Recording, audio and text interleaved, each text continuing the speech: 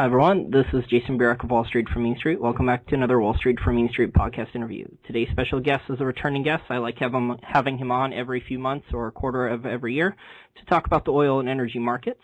He has over 30 years of experience working in different jobs and as a consultant for large oil companies and also governments that produce oil and want to buy oil. Dr. Kent Moores, thank you for joining me again today. Well, thank you. Now, Kent, we have a lot of stuff going on in the oil market. I've listened to other experts, I haven't heard you say this, but I've heard a lot of people say that demand is collapsing in the oil market, and that's why the price is falling, or there's a supply glut. I've heard that one too. Is there any evidence based on your research that demand is collapsing right now? None. Absolutely none. In fact, we will be ending this year with the highest overall global demand figures from both OPEC and the International Energy Agency in Paris that have ever been recorded. The problem is not on the demand side. If you go back some 40 years when I started doing this, and you go into what I like to call Oil 101, it used to be this entire market was determined by the relationship between supply and demand. If the supply goes up, the price goes down. If the demand goes up, without the supply going up, then the price goes up. And that was basically the way people regarded the market. Now, for the first time in my memory, you can take that supply-demand equation and completely discount half of it. We have so much extractable reserves that we could easily put additional supply on the market globally virtually any time we want to. So for the first time that I can remember, dealing with prices, you really don't have to worry about the supply side. So the problem is both the reality and the perception of having excess supply in the market. That's one of the primary things that have been driving the price down, not the lack of demand. The other thing is that we now have an unparalleled situation in which paper barrels, namely futures contracts, are driving the wet barrels, the actual oil for trading consignment, much more so than we've ever seen in the past. And that has brought in an entire new wave of short-in markets. When in doubt, people will short a market, especially in commodities, because they don't really have any other idea what they're supposed to do. There is no doubt there is a softness in the oil market. There's no doubt that the price had to go down from the double digits we were recording this time last year. But the now almost 60% decline, I'd estimate the last 15% of that has been entirely speculation. It has absolutely nothing to do with market dynamics. So we're dealing here with a very different market than the one that people experienced only a couple of years ago in terms of what's actually driving it. Yeah, the people that are saying oil is going down to, 30 to 20, even some of them are, it's going to stay down at 20 for years, which I think is totally laughable. I mean, I look at the production costs for so many oil producers, and you brought up this excess supply, but a lot of it, whether it's deep water or oil sands or shale production, it's unconventional, it's higher cost. I don't know how a lot of these firms are going to stay around in business at these prices because they're not making money, a lot of them. Maybe they were hedged, from 2 years ago. Maybe they hedged a little bit more last 6 months or something. But there doesn't seem like there's an enormous amount of debt or equity capital available. And then, like I said, it's the production costs are way higher. And if we go down to, $30 a barrel or $20 a barrel, it's even worse. And any capital that was available for these oil companies to tread water at these prices, there's not going to be any capital available. So I don't think it's realistic then for oil to stay at $30 a barrel for a long period of time, or definitely not at 20. I mean, can anyone besides the Saudis survive $30 or $20 a barrel? No. Well, there are some, but not many. There are a lot of, you touched on a number of these days, but there are a lot of factors that are colliding here. First of all, there is nothing in the market, directly or indirectly, to justify a price of $30 or $35 a barrel. Absolutely nothing. So if we go down to $30 or $35 a barrel, something other than market dynamics is driving the price down. That's number one. Number two, you're quite correct with, in fact, I just did my figures, my most current figures last week. If you're dealing with an unconventional shale or tight oil project in which you are drilling below 7,500 feet, and you're using horizontal drilling and fracking. The average break-even price right now would require that you have somewhere between $72 and $74 a barrel, and we're clearly nowhere close to that. The only reason that companies will continue to produce at these rates is that they're producing from existing wells.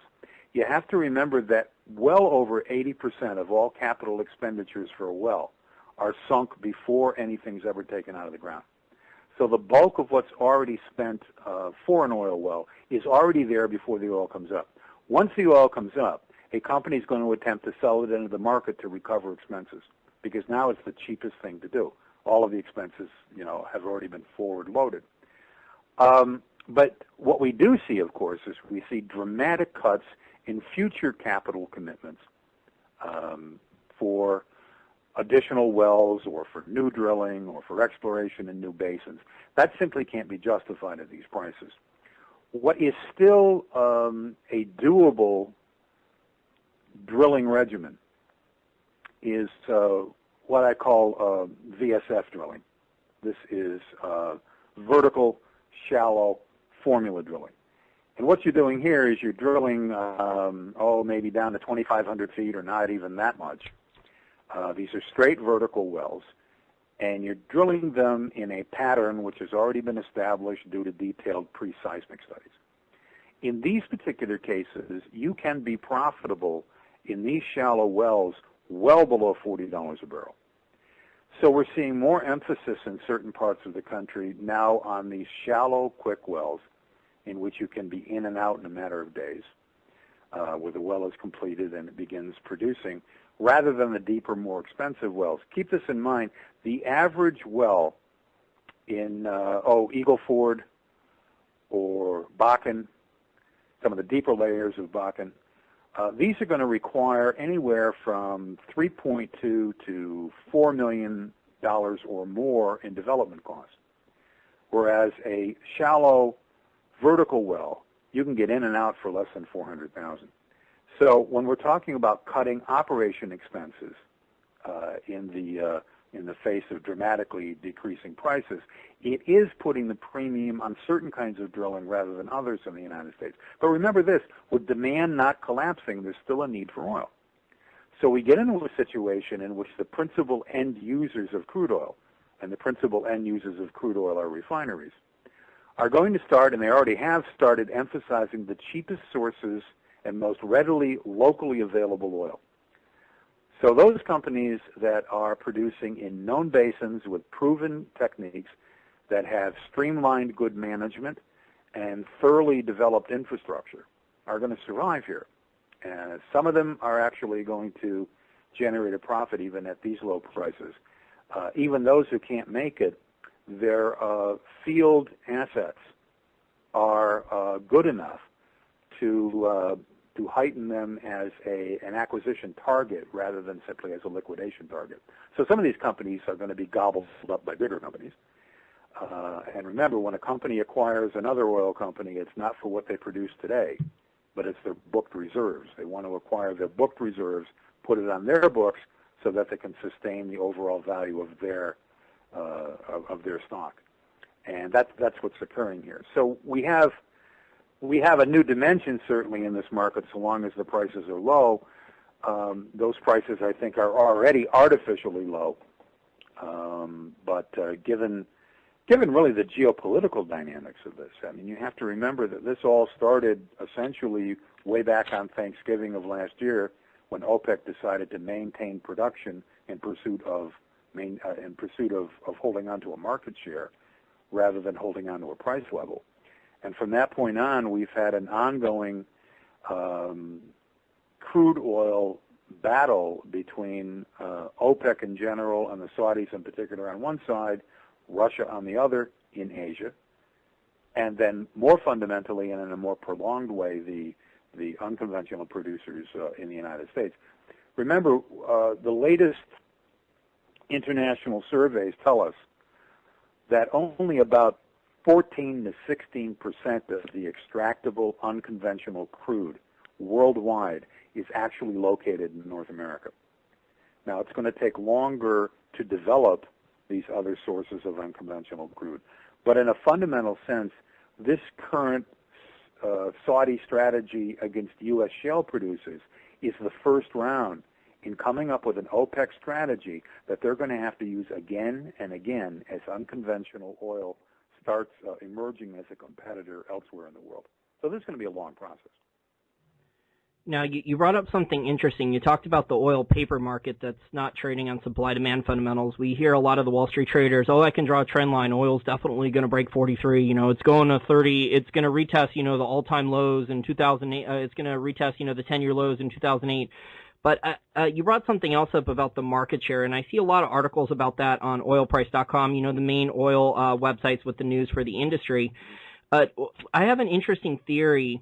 Do you think then that to maintain their market share, do you think the Saudis and OPEC maybe hired a couple large Wall Street investment banks, you know, gave them $50 million or $100 million for consulting fees, maybe offered them $10 million bonuses and said, you know what, we can survive 30, 40, we can survive $45, $50 oil for a while, but the shale producers can't. We want to bankrupt them. You know, can you help us out here and short the chart for 6 months or a year? Do you think that's a plausible theory in a market where there's so much paper oil available to short? Well, they don't even have to do that. In fact, I issued a report a couple of weeks ago in which we had determined that 3 of the large OPEC-related sovereign wealth funds were actually shorting oil. I mean, if you stop and think about this, you have a sovereign wealth fund that is investing worldwide the proceeds of oil sales. They are coming from countries that are absolutely dependent upon the sale of oil internationally to maintain their central budgets. Yet those sovereign wealth funds are shorting their own product and guaranteeing that the price of that product declines. From a business standpoint, that makes no sense at all. From a geopolitical standpoint of driving out the competition and maintaining market share, it does. However, people have to recognize that any concerted, unified OPEC approach to this is splintering, and it's splintering daily. The Saudis, the Kuwaitis, and the United Arab Emirates are the only 3 members of OPEC who can withstand a significant dive in prices for any length of time. Everyone else in OPEC requires a higher price if they have any chance whatsoever of balancing budgets. In some cases, it's completely untenable. A month ago, I did a survey and concluded that the Venezuelans, in order to balance, if they have a budget left, I'm not sure, but the balance, yeah, they're hyperinflating right now. balance whatever they think is a budget requires a price of $142 a barrel. The Nigerians require a price of $135 a barrel. The Iranians, the Libyans require prices well in excess of $100 a barrel. That just isn't going to happen. So here's what we have. We have OPEC as a strategy, maintaining market share, pushing the price down to the level where members of OPEC are overselling above their monthly quotas because that's their only source of revenue. It got so bad that the Saudis, a couple of months ago, started dramatically increasing exports. And the reason they were dramatically increasing exports is because that's the only way they can cover up that they've lost control over other OPEC members who are doing this anyway. My favorite example is Ecuador. Ecuador is the smallest member of OPEC. Ecuador has taken out so many loans. Both the government and Petroecuador, the national oil company, have taken out so many loans from the Chinese that the Chinese now control the revenue flow from all Ecuadorian oil exports. It used to be the Chinese would attempt to control production elsewhere in the world so they could move the oil back home. What they're doing in Ecuador is they're allowing Ecuador to sell the oil wherever they want to, but they're taking the bulk of the proceeds. China, for the first time now, officially controls an OPEC producer. It may be the smallest, but it's still an OPEC producer. These kinds of splintering are going to become more and more pronounced as we move forward. Now, one of the things you had mentioned before that I hadn't commented on, and is really very important. When we come back to how many companies and what kind of companies are going to survive in the United States in this low pricing environment, you're quite correct in pointing out that there is a rising and untenable debt encumbrance by most of these companies. we must recognize that for almost 15 years now, the absolute majority of American producers have been cash poor. And normally that didn't make any difference. With prices at 70 or 75 or $80 a barrel, you could easily fund your operating expenses for new projects out of floating new debt. You simply rolled over the debt you had, and you use that debt for the purpose of forward capital expenditures. And you keep your cash in hand for other things like providing higher dividends or stock buybacks or whatever. And that was fine. That's no longer the case. The spread between high-risk debt, or junk bonds if you wish, and investable-grade debt is increasing. Energy debt is the highest level of high-risk debt. So there is now a premium or a spread that has formed between high-risk debt itself and the highest of the high-risk debt, which is what it is that oil companies have to resort to. There is no oil company out there I know of that can now get a rollover loan for less than 14% annualized. And there's no way that can be sustained unless you can hedge your forward prices. And the hedging cycle is just about done. The hedging cycle probably is going to end for many companies by the time we get to October. So unless the price is significantly higher by October, they're going to be between a rock and a hard place. They're not going to be able to hedge the low prices forward, and they're not going to be able to afford to get new loans to retire the loans they currently have. There are some other financing mechanisms that are being introduced. These sorts of things we talk about all the time when I have meetings in places like London or Paris or Dubai. We have to understand that most of the international money for global oil is not created here. It's not raised in New York. More money is raised within 3 miles of the center of the city, Liverpool train station, the center of the city or the financial district in London, than any other place in the world. So if we're going to raise money for an oil project, it's not unusual for us to gather in London to do that. Well, there are some new kind of developments in terms of companies collateralizing their assets in the ground to try to stay afloat. But that's simply a Band-Aid. It's not going to solve the problem. That sounds like the housing bubble almost, with the subprime, the collateralized debt obligations, where things were chopped up. It sounds like, desperate financial engineering. Well, there are a couple of things here. At least if we're dealing only with rolling over debt at higher interest, we can still value the paper out there. But there are new derivatives that have been introduced.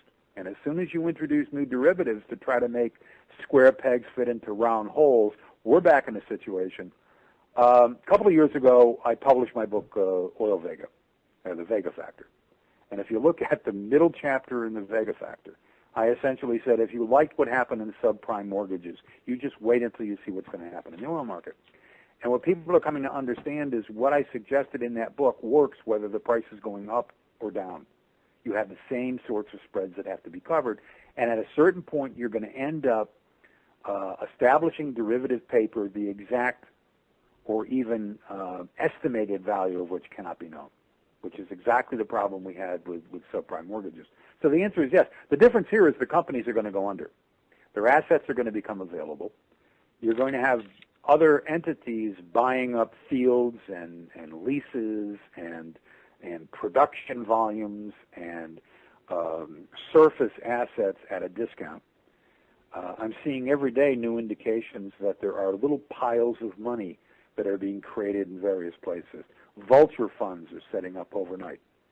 I do a lot of work for international hedge funds and property managers and so on. And I've had half a dozen of these contact me. They're setting up funds for the purpose of cherry-picking projects in the Permian Basin or cherry-picking projects in the Bakken or whatever, or Eagle Ford. These people don't know anything about oil. What they do have is money. And so even more to the point now, those who play the tune of finance are getting to determine what some of this new funny paper looks like. The problem is they're not oil people. These are hedge fund people. The last hedge fund I talked to, their team of acquisition in oil was all comprised of people whose only experience was in hedge funds. They know how to acquire, they just don't know the market they're acquiring in. That's really very interesting. And, a lot of these shale producers, it just seems like they talk about how on their conference calls, we can make a profit at $50 a barrel. Well, we're going to find out in the next couple of quarters if that's true or not. But it seems they're hell-bent on just keeping their head above water any way they can, either to produce with the cash flow to either pay off debt or to deliver the oil, I guess, into the hedges so they don't get the debt covenant breaches or the banks to come after them, and start ordering them to sell like all the cornerstone assets of the company. I guess in your latest article, The 4 Real Reasons Oil Prices Are Slipping, that you put out last week, which I think our listeners should definitely go read, you were talking about how, a lot of companies right now, they have good assets, and some of them are going to be forced to sell assets that they don't want to, I guess, just to survive. So I guess that's what we're seeing coming down the pipeline in the near future. Absolutely. Yeah, absolutely. And it is very much a buyer's market right now. I'm involved in some of these negotiations for various clients, and people are still trying to hold on to their assets with inflated values of what those assets were worth maybe 6 months ago. Two things to keep in mind. Number one, it's going to become desperate by the time we get to October because the debt market's going to dry up for the most vulnerable of these companies. And number two, twice each year, banks will re-examine their loan portfolios. And we're moving into a period in September and early October where the banks will do it for the last time this year. Two things are going to happen. Number one, they're going to scale back what's available for energy. And number two, they're going to add, a basket full of basis points on the credit lines that will be available moving forward. And at that point, if we're at $75 a barrel by the end of the year, then this will all peter out. I don't think that's likely. I still think we're going to see $65 to $70 a barrel by the time we get to the end of the first quarter of 2016. But some of these companies can't make it for the extra 3 months. I mean, they're going to be going solvent by the end of this year. Yeah, I agree. I mean, when we see and Lynn Energy and some of these MLPs, they produce oil, these guys are some of the best hedge companies of any, oil producers in the whole world. And they've cut their distributions, they're focusing on paying debt. And they were considered, industry-wide some of the best hedgers. And, what does that say for the other companies then who were not hedging at all or barely hedged and things like that? So it's we're in a wipeout, I guess, section here, forced consolidation. Yeah, that's how they invented the term creative destruction. There's an M&A cycle. It's going to intensify. But look, at $43 a barrel, if you have that price for a consistent period of time or something like that, you can't hedge that 12 months out at $65 a barrel. You just can't do it. And so what may have worked as a hedging strategy, and interestingly still works as a hedging strategy on the natural gas side. I mean, if I'm producing at $2, and remember, the producers are getting a wellhead price. They're not getting the market price. And the wellhead price is generally 15% below the market price. So if WTI today is $43 a barrel, the average producer out there is actually making 15% less than $43 a barrel for the consignments that they're selling, and they're selling them as quickly as possible. There are some opportunities for retail investors in all of this, and that's what I've been gearing my subscribers to start looking at and making some recommendations. There are ways, for example, to play option spreads right now on companies that are vulnerable, but there are also ways of identifying the companies that are likely to survive or the smaller companies that are likely to be acquisition targets rather than the companies that are simply driven into the ground by the big boys. Acquisition targets have desirable assets that another company wishes to acquire. That acquisition target is going to see its share price increase before it's acquired. And there are going to be give us 3 months, there is going to be some cherry picking going on, and average, regular retail investors, if they're able to go through this briar patch, are going to be able to make some really nice returns. Yeah, and you brought up Ecuador earlier in the interview and some of the other government stuff. I forgot to bring up Petrobras. We see when I look at the financials of Petrobras, it fits in there with what Venezuela has done with their oil industry, with what Ecuador has done. I see a company, Petrobras, that has been loaded with debt that has, I think, over $270 billion in debt, and they only have $40 billion in equity. It looks like the Brazilian government then has essentially used them as a piggy bank because they have cheaper borrowing costs than the Brazilian government. And then they're forcing, Petrobras to subsidize a cheaper oil price at the pump for the Brazilian consumer. So Petrobras seems, in a bad financial situation here where, they can't even make a profit on the oil they do sell inside their own economy. And their balance sheet's a disaster, I guess, because the Brazilian government's using it, I guess, for borrowing for the regular government. Well, I mean, there's some of that going on in Brazil. Petrobras also has a remarkably disastrous recent management history. They significantly underestimated how much it would cost to actually bring the pre-salts up. They have found significant caches of natural gas in Amazonia, but there's absolutely no way to bring it out of the jungle. And it is true that they have been able to be a piggy bank to a certain extent. But this pales in comparison to what Venezuela has done to PDVSA. I mean, we got to the point where the national oil company in Venezuela is now charged by the government to use a certain percentage of its hard currency derived abroad from oil sales to purchase food and import the food into Venezuela. A colleague of mine in PDVSA commented a while ago when we were talking, he says, look, we're an oil company, we're not a supermarket. You've got a government that is so desperate that it has no other source of readily available hard currency other than the oil exports. And those oil exports, the problem is not as bad in Brazil, but the oil exports in Venezuela are on the verge of declining significantly because the government cannot raise either the funds or attract the technology necessary to develop the Orinoco Belt, and that's where the bulk of their heavy oil reserves are, some of the largest in the world, but they just can't get it out, and if they just can't get it out, their export flow is going to be declining. So they're going to get hit on both ends. Yeah, and I'm worried that there could be, a large refinery explosion there because they haven't reinvested into new equipment and technology there to upgrade their equipment for maintenance and stuff like that as much as they should have. So, I mean, eventually, we're going to get, I guess, an Atlas Shrugged type scenario where the government has just taken most of the assets and stripped them down from the oil company because they haven't been allowed to reinvest their oil profits back into, new equipment and expanding reserves and things like that. So we could potentially, have a disaster in Venezuela with their oil industry in the near future. We had a meeting on Trinidad and Tobago, but on Trinidad a while back, reviewing the overall refinery base for the Caribbean Basin. And of course, PDVSA has main facilities, the largest on Curacao. And people have to remember that PDVSA owns a major American retail network. And that retail network also owns refineries in Texas. So we've got a situation in which what occurs in Venezuela may well have an impact on broader retail markets in the United States.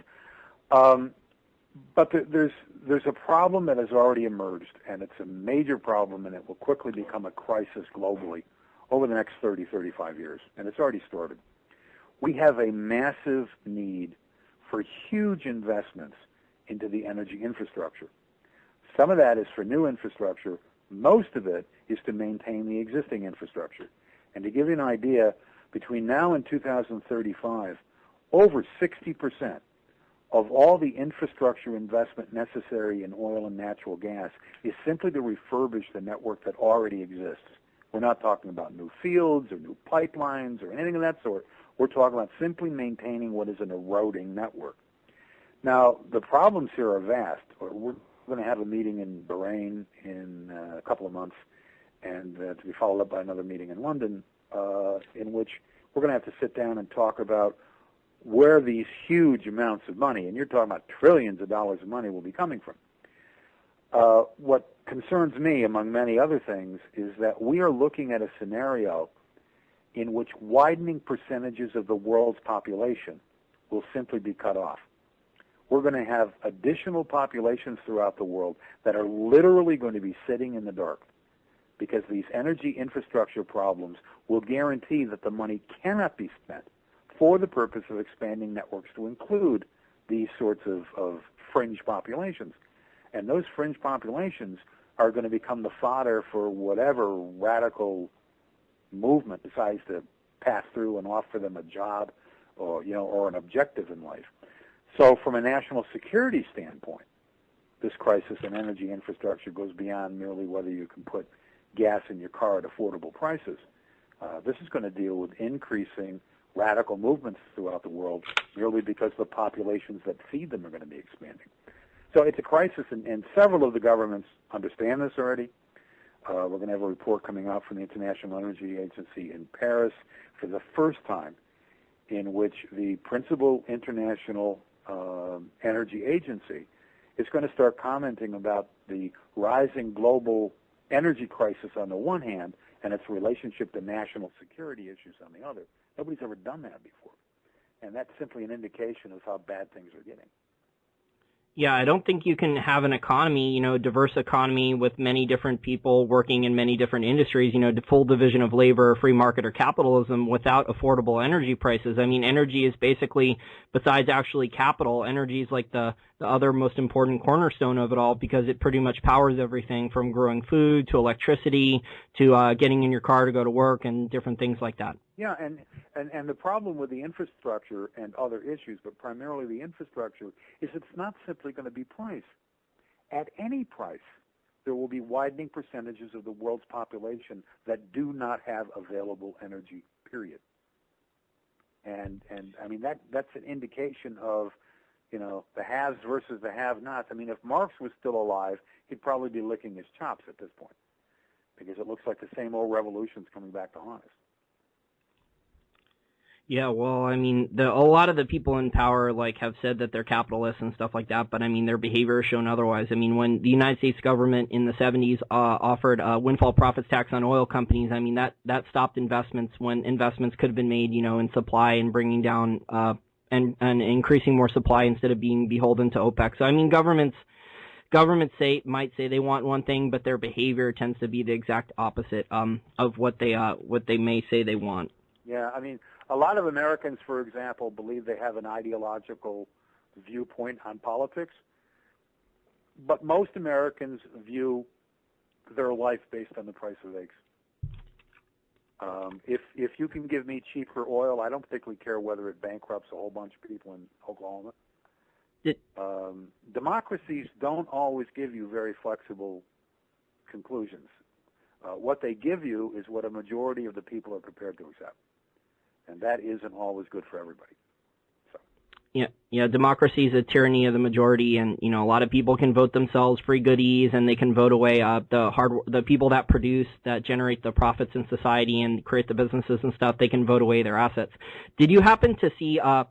I think it was that picture. It was the oil rig that was being moved out of Seattle, and there were all the protesters there that were canoeing in, petroleum plastic-based canoes. It was just kind of funny. They were protesting oil, but they were canoeing over there in oil-based canoes, or they probably drove there in cars. Yeah, well, I mean, it reminds me of they had the Uber riots in Paris, I think, where the cabbies were closing down the city in defiance of Uber, and one of the reporters who was publishing the story said the only way, since none of the taxis was operating, the only way he could go to cover the taxi protest was to take an Uber. And, I mean, we've got similar sorts of things happening here. I mean, my favorite example, I was drawn into this years ago. It's the infamous example of the Brent spars. Shell had an offshore facility in the North Sea that it wanted to tow out into deep water and scuttle. So it went to London and got permission. It went to Norway and got permission. Normally what you do is you drag these things out to heavy water, you scuttle them, and the seawater will dissipate whatever oil happens to be on the structure. So it's environmentally safe. The problem is they didn't bother to contact Greenpeace. So when they start pulling the Brent spars out in the deep water, all of a sudden Greenpeace shows up on their ships and they occupy the Brent spars. They occupy this rig and production facility, closed down rig and production facility.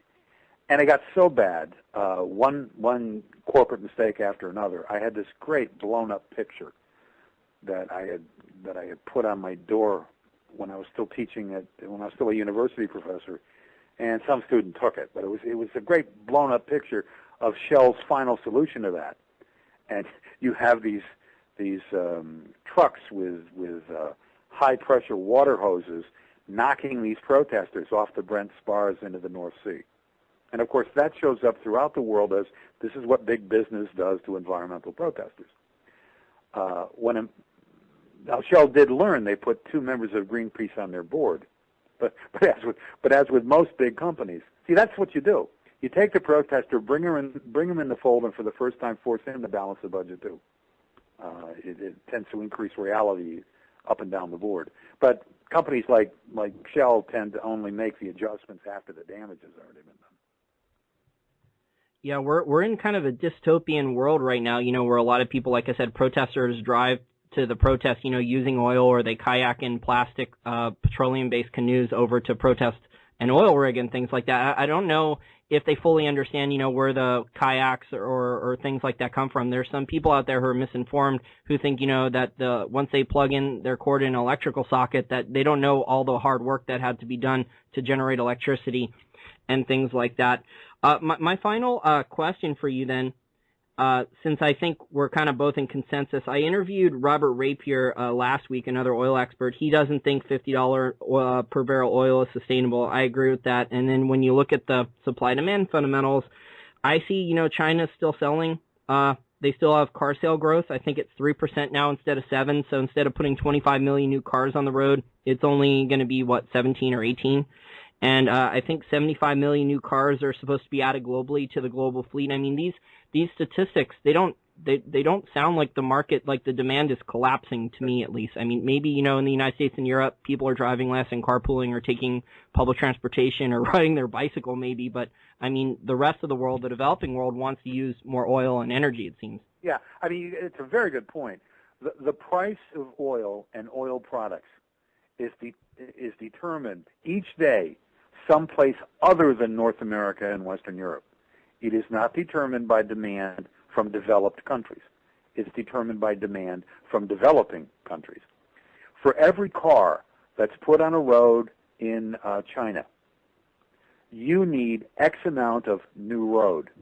In order to get X amount of new road, you need Y amount of road products, and they come from oil. If you take a look at the oil product divisions in the Chinese domestic market, on what things are actually used for, sure, their industrial fluids and their gasoline and their diesel are going up. But the greatest single increase in percentages are in oil products that we wouldn't automatically think of. We're thinking of the lower end, the heavier brands of oil products, the sorts of things you need to coat roads, for example, or to use in industry. And so, the fact that I've been through this so many times in the last couple of weeks, and then with the collapse, the supposed collapse of the Chinese stock market, let's still remember they're still up about 55 to 60% this year. But the collapse of the market, followed by the devaluation of the Chinese currency. What both of those have indicated to us is that the central administrators in Beijing don't do a very good job of administering. They're just atrocious.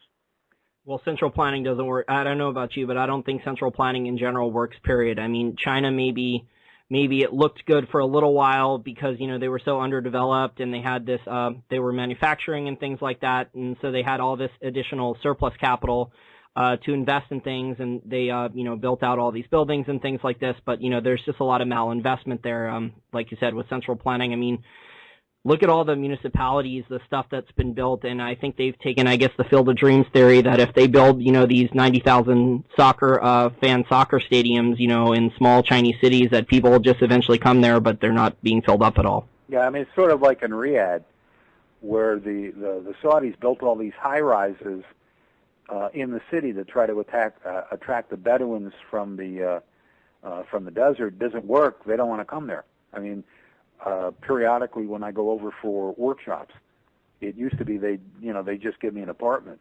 The last time I went over, they gave me an entire floor of a new high-rise, 3 separate. Wow. So I lived in one, I ate in the other one, and I put my luggage in the third. I mean, they've got all these units that nobody needs because people aren't moving in. That is a result of planning. But let me tell you this about the Chinese. The fact that the Chinese, quote unquote, are cooling off, and that their economy is now moving toward 3.5% or 4% annualized advances rather than 7%. That's still 3.5% or 4% of what is quickly becoming the largest domestic market in the world. And I'd prefer to have that rather than the huge inflationary pressures that would be incumbent from a 7 or a 7.5% annualized rollover rate. That simply isn't sustainable. So what I see in China is simply an increase of maturity, even if the government doesn't understand what that means.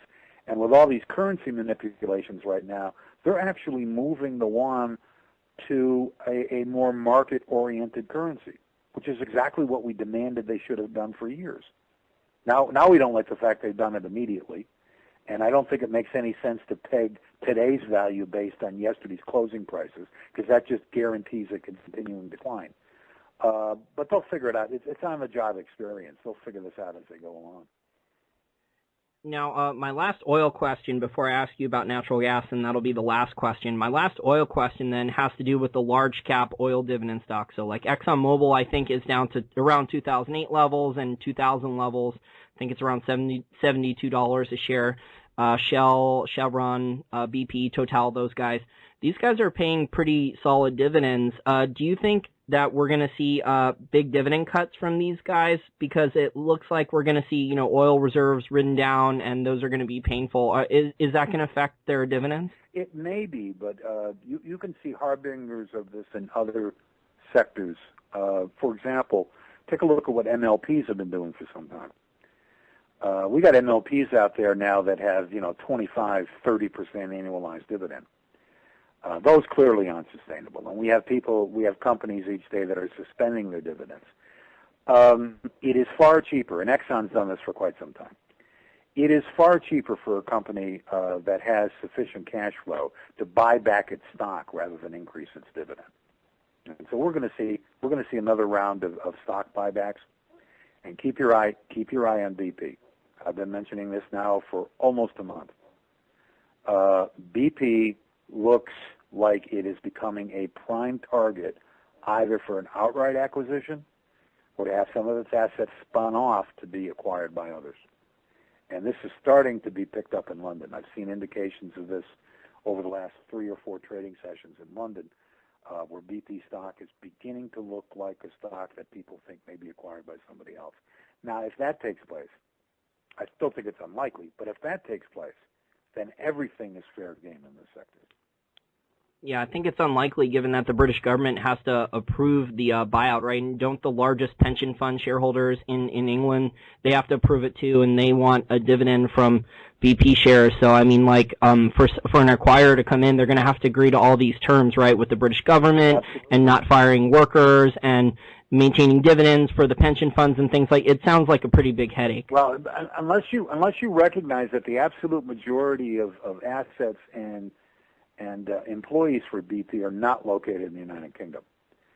And the way around this, which is what I think is going to happen if anything happens with BP at all, is you're going to have a tactical and strategic rollout of certain designated BP assets to be acquired. And the model to be used there is what we've already seen in refineries, where refineries have spun off what used to be their midstream holdings into separate companies. Now, just about any, I mean, from Valero on down, any... Yeah, to MLPs, right? Yeah. Any independent refinery has, virtually all of them now have spun off. Phillips has done this. Western Refinery has done this. They've spun off their pipeline and initial treatment and storage assets and so on as a separate company. Now, they will retain a fair percentage of that stock, but the stock's going to be separately traded, and the majority of shareholders are not directly going to be related to the initial parent company. That, I think, is where we're going to see some. See, BP already did this, but under trying circumstances. When they're setting up their war chest on the Gulf of Mexico disaster, they sold a number of assets around the world. They sold all of their leases and all of their production holdings off of Vietnam, for example, to other companies. That was to acquire immediate finance or cash, so that they could put it in this in anticipation of the court settlements that were going to be coming. So they've already done this. The difference here is going to be this will be spun off as separate entities that will be trading separately, and you're going to have all kinds of issues over, what the equivalents in the stocks mean, and so on and so forth. But I think that's going to happen, and if not with BP initially, it's going to happen with some other companies. People keep looking at Apache. And I examine Apache every single day to find an indication that it might be, it might become an asset target. And there are ways of doing that. You can take a look at the shorts market. You can take a look at the options market to find out what new positions are being taken in advance of what may be a hostile or a hostile takeover attempt or whatever. And I don't see it yet, but I am seeing it with a number of smaller companies whose options are a bit more transparent. Now, my last question for you before I'll let you go has to do with the natural gas market. We've seen the natural gas market, go down for the last. It's had some brief rallies, I guess, over the winters due to shortages and cold weather and things like that. But in general, the trend has still been down, and we've seen a lot of natural gas companies either merge or sell off assets and things like that, like with Chesapeake Energy and Carl Icahn going in there and trying to fix the company's balance sheet. Do you think the natural gas market is close to bottoming, and the natural gas investments, do you think there's good natural gas investments, or is it still a couple years off? Well, you can pick and choose and always find attractive targets out there. The current price of natural gas, somewhere around $2.80 per 1,000 cubic feet or million BTUs in New York, is probably going to be rising. I still see the price at somewhere around $3.20, $3.25 by the time we get to the end of the first quarter of 2016, and that's without a severe winter. Interestingly enough, we continue to see natural gas stockpiled, but the surplus is much less than it was this time last year. So we've had net drawdowns from natural gas. And the important thing to remember about natural gas is that it's no longer simply a heating fuel. I mean, there are 5 other major outlets for the use of natural gas, and frankly, natural gas in the United States for the first time last month officially outpaced coal as the fuel source for the generation of electricity. So there are a lot of other things going on with natural gas. The one I find interesting, because right now several parts of the country are in this open competition for who gets as many as 3 crackers out of the 7 that have been proposed, where natural gas will be broken up into petrochemical feeder stocks, among other things. We're seeing a rapid increase in the replacement of crude oil products with natural gas products in both petrochemicals and in industrial usages. The thing to remember about natural gas, which I think is the most important right now, is generating electricity. But the real game changer is going to be toward the end of this year, when we start getting token liquefied natural gas exports from the U.S. And despite all of the discussions here about it's going to be overpriced and the government hasn't given enough export permits and so on, this is fundamentally going to change the global market in natural gas. What happens when LNG starts becoming a major conduit, it already is elsewhere in the world, but when it starts becoming a major drain-off of excess capacity in the United States, is that we're going to be setting up spot markets throughout the world Those spot markets, for the first time, are going to allow you to determine local prices without recourse to long-term take-or-pay based on a basket of crude oil and crude oil product pipeline contracts. When you replace 20-year pipeline contracts with 72-hour spot purchases, you're going to begin to see realistic prices set up worldwide, and that's fundamentally going to change the usage of natural gas. I'm much more optimistic about natural gas and its exports than I am about the other. I think we're going to have general crude oil exports from the United States. I think that's going to take a little longer, but I do think that ultimately, to preserve American jobs and American local tax bases, this Congress is going to allow us to export crude oil to markets that are commanding higher prices. But it's the LNG trade that's going to change the composition. And for those out there, because this happens every time I go to Washington, for those out there who think if we start exporting natural gas, it's going to make natural gas in the United States more expensive, I keep telling them we have enough extractable, unconventional natural gas available in the United States to increase our overall annual production 25% per year into the foreseeable future. Now, right now, nobody would do that without destroying a market. But as we start exporting, we're going to start producing more. And as we start producing more, that's going to level off prices. So the political problem here, I think, is a non-issue. But natural gas is going to provide us with a number of plays within the next year that are no longer going to be available in crude oil. Crude oil doesn't go away. Crude oil is still there as a major component in the energy balance, but it's no longer dominant the way it used to be.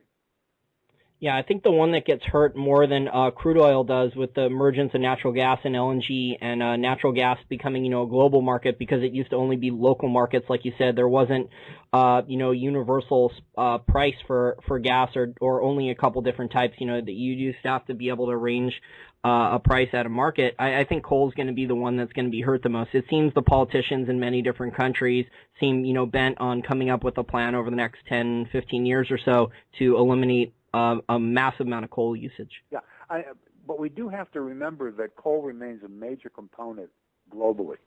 And if you take a look at the figures that keep getting adjusted over what the global energy balance is going to look like through 2035, 2040, the no-brainer conclusion is that the preponderance of global demand shifts in a major way to Asia. It's the Asian expansion that's going to be determining all manner of energy prices and availability. And if you spend any time in Asia, they use really inferior coal there to generate electricity. And environmentally, it's a disaster. You can't go to mainland China these days without coming back with a respiratory problem. I mean, the atmosphere is just toxic.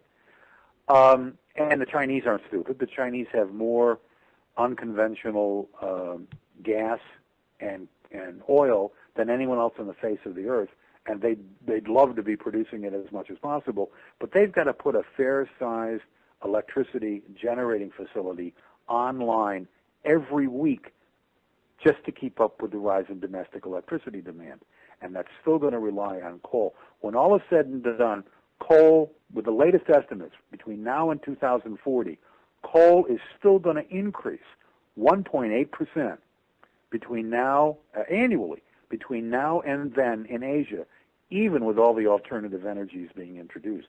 So there are some nice Asian coal plays right now. Some of them are even controlled by Western companies that simply are not the case when you go to North America.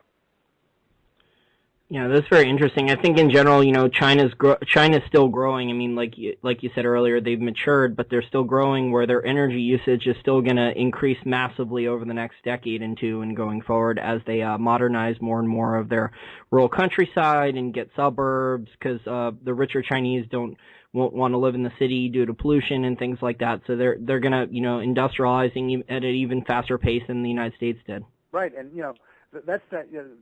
that's a motif we already see elsewhere. A good friend of mine is a very successful attorney in Mexico City, and he's a native Mexican, and making a lot of money, living in a beautiful house, and he finally moved his entire family to his law firm's affiliate in Houston, And I asked him why, and he says he just doesn't want his kids growing up in that sort of environmental difficulty. If you've ever been to Mexico City, and if you're in a high-rise hotel above the 25th floor or so, you can't see the street. You're already above the pollution line. So there are other places in the world where, you know, if you think the problem is only Asia, it simply isn't true.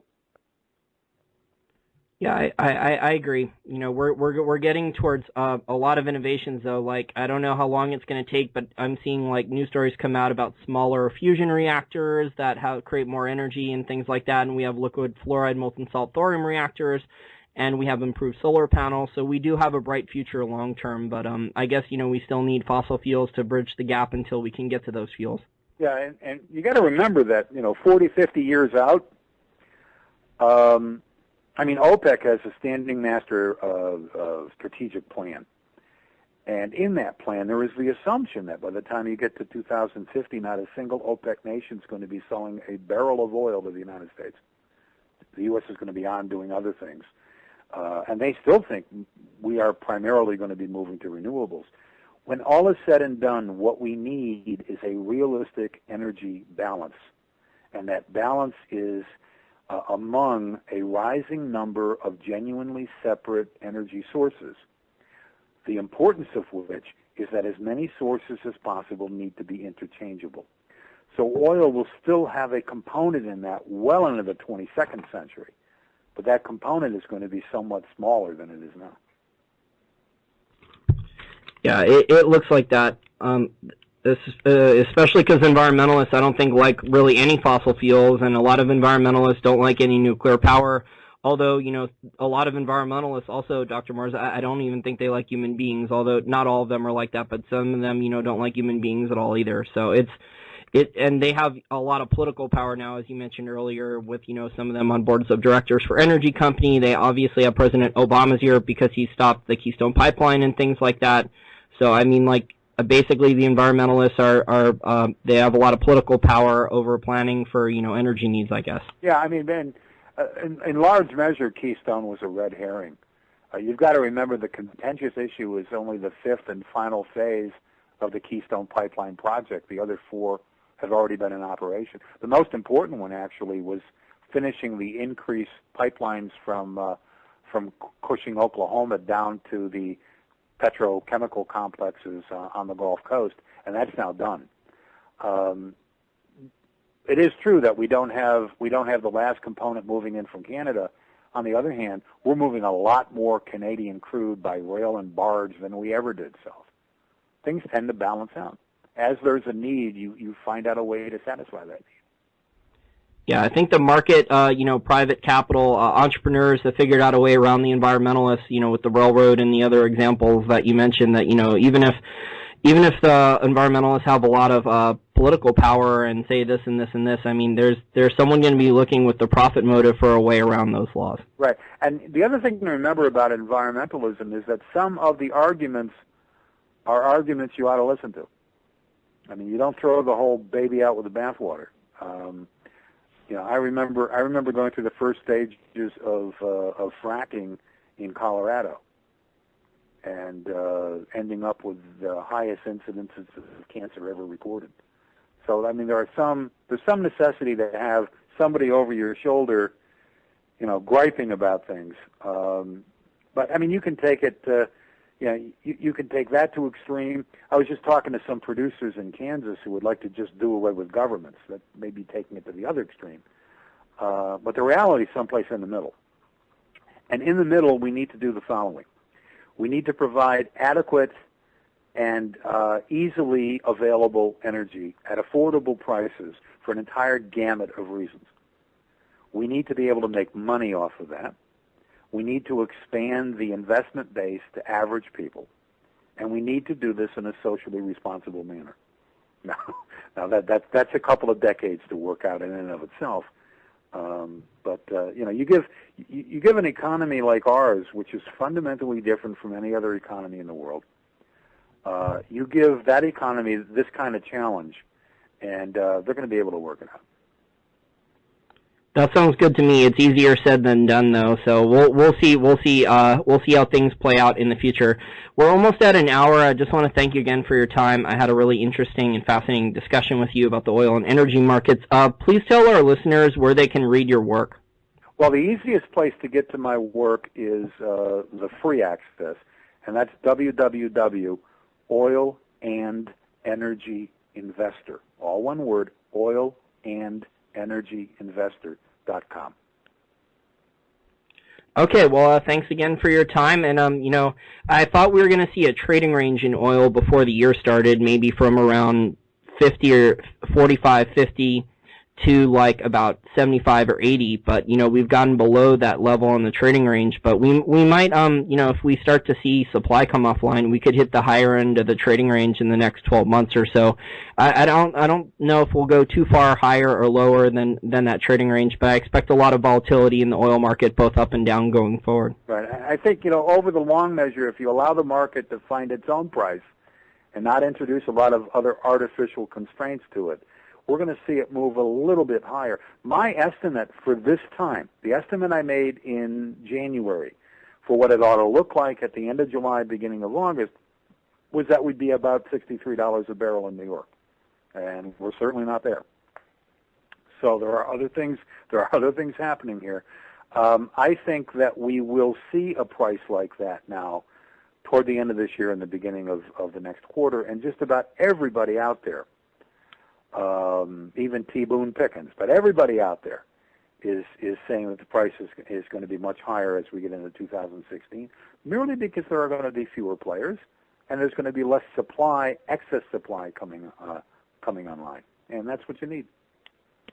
Yeah, I agree. The shale boom is looking like you said, in the next 3 months, it could turn into a big bust if we don't have a higher price in. Yeah, I've been up to. I can't believe the difference in a period of in less than a year of what things look like up in the Bakken compared to last year at this time and this year at this time. I mean, there are ghost towns that are forming overnight up there. Yeah, I have some friends who work up there, but not on the rigs. They worked, in service jobs, I think, like in the malls and things like that, in the developing stores, and they were telling me how, a lot of people, their hours have been cut, and yep. I've heard, a lot of petroleum geologists 6 months ago when the oil first started to crash, they were put on unpaid leave. They weren't technically fired, but they were, from other sources I've heard, they were put on unpaid leave and things like that. So we're hearing there's a lot of jobs lost.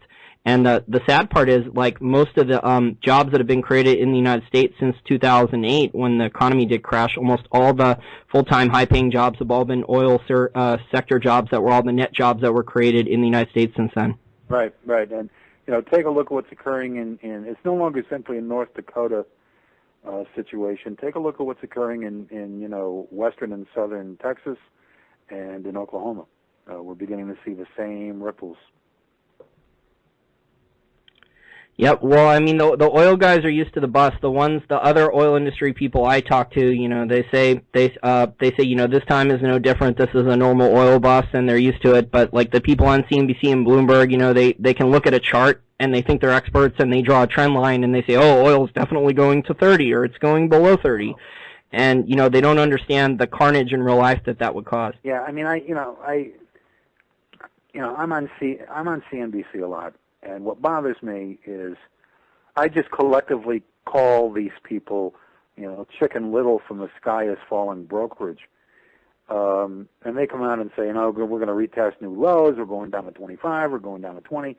And then, all in all, they're simply covering the short position. So if they go on CNBC and you believe that, if they can make you believe that oil is going down further, they're making money. Oh yeah, they're not telling the truth. I have trader friends who worked on the trading floors in Wall Street, and they know that gold and silver are manipulated, so they would just hop on the paper shorts there when the chart was broken. So they would short the market too, and then they would with their profits, they know, because there's supply deficits for physical silver now, so they were buying physical gold and silver with their trading profits while they were shorting the paper market. Oh, so absolutely. I'm not surprised at any of the stuff that Wall Street's doing, how they're hopping on the paper short oil trade and telling people it's going lower, and they're You know, they're probably not disclosing the truth about being short and stuff like that when they do go on TV. Well, here's the problem. If you look at that, and it happens every time I'm on, there's that little box below you where they're trying to show you don't have any conflicts, you don't own the stock, you don't advise the company, et cetera. There's no place in that box to indicate whether or not you're shorting what it is you're talking about, for the simple reason that when you short, you don't technically own the stock. So there's no way you can actually divulge that. Yeah, I think most of Wall Street now makes more money on the short side now. I think they've just figured out it's easier to, you know, go and trick people on TV and things like that, and, you know, they don't have to disclose the short position. So I think they've figured out how to make a lot more money on the short side now. Sure, absolutely, absolutely. And if you're wrong, you know, that's why God created options. Okay, well, I really appreciated your time here today, and let's plan on speaking in the near future again.